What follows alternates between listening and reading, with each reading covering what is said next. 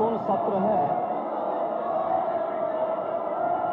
और मानसून सत्र में ये कोई तरीका नहीं है, ये कोई तरीका नहीं है, ये कोई तरीका नहीं है। आप लोग चुप हो जाइए, प्लीज शांत हो जाइए, प्लीज शांत हो जाइए। ऐसे नहीं, अगर आप लोग चाहते हो हाउस नहीं चलेगा तो कल ही हम इसको खत्म कर दो। 25 करोड़ जनता के भावनाओं को ध्यान में रख करके उनके हितों से जुड़े हुए मुद्दों को लेकर के चर्चा परिचर्चा हो, इसके लिए एक बेहतरीन अवसर सभी माननीय सदस्यों के पास था, लेकिन लोकतांत्रिक मूल्यों पर जिन लोगों का विश्वास नहीं है, वे लोग लगातार उन सभी संस्थाओं को जो संसदीय लोकतंत्र को पुष्ट करते हैं, उनकी अवमानना और उनका अपमान करते हैं। समाजवादी पार्टी और विपक्ष का ये आचरण न केवल असंवैधानिक है बल्कि शर्मनाक भी। पहले से ही दलीय नेताओं की बैठक और बिजनेस एडवाइजरी कमेटी के तहत जो एजेंडा हाउस का तय किया गया था, उस एजेंडे के तहत जब सदन में विधायी कार्य हो या अनुपूरक बजट से जुड़े हुए प्रस्तावों को एक पर भी विरोधी दल के लोगों ने कोई रुचि नहीं ली, बल्कि अनावश्यक मुद्दों को उठा करके सदन के बहुमूल्य समय को ये लोग नष्ट करना चाहते हैं। मान्यवर,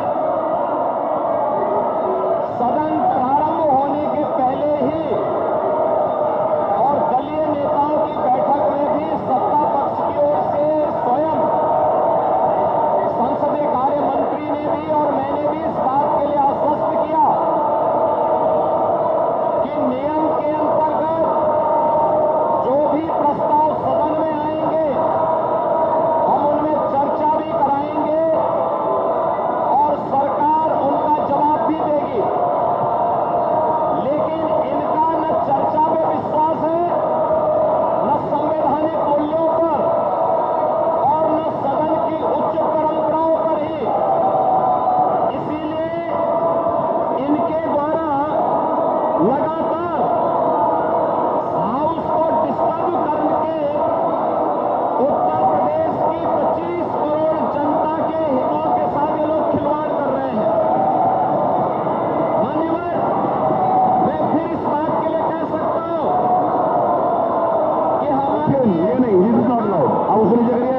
सचिन आप मुख्यमंत्री जी के फोटो को नीचे हमारी ये सरकार प्लीज आप उसको नीचे करिए। आई विल नॉट, मैं आपको बाहर निकाल दूंगा।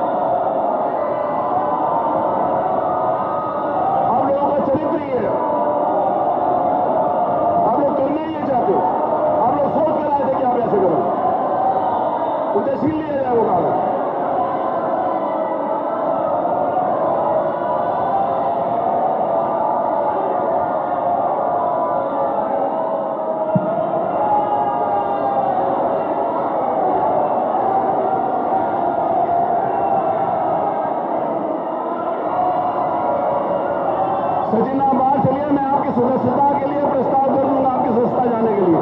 एथिक्स कमेटी को भेज के I will terminate your membership, I will terminate your membership. आप चलिए यहाँ से बाहर। आप विशेषाधिकार में आते हैं।